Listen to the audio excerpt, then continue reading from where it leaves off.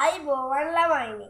අද අපි කරන්න යන්නේ මීටර වල හා සෙන්ටිමීටර ඇති සම්බන්ධය දක්වන්නයි.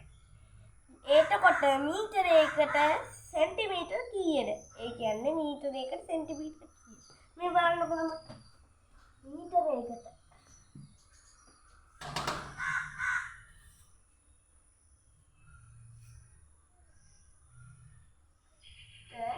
सेंटीमीटर एटुको सेंटीमीटर कीयද ළමයි सेंटीमीटर 100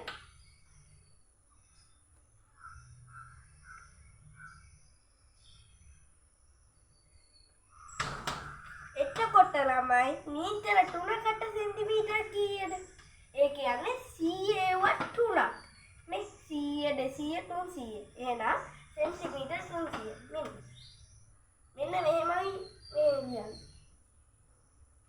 3යි මීටර 3යි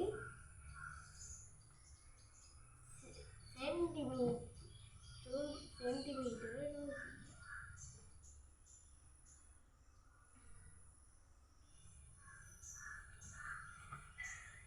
එතකොට ළමයි අපි මීටර වලින් සෙන්ටිමීටර වලට සෙන්ටිමීටර වලින් මීටර වලට හරවලා ලියද්දි කොහොමද අපි ලියන්නේ? මෙන්න මේක. දැන් මීටර සෙන්ටිමීටර 600ක් තිබ්බ කියන්නකෝ.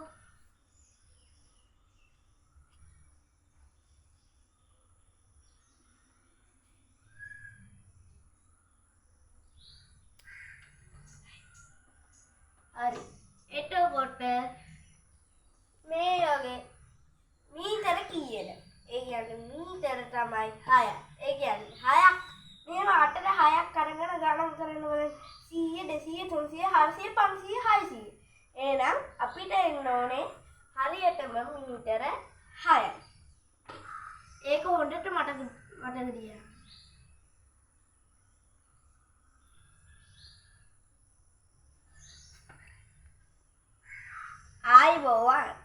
ආයිබෝවන් අපි හෙට අලුත් පාඩමක් ඉගෙන ගමු.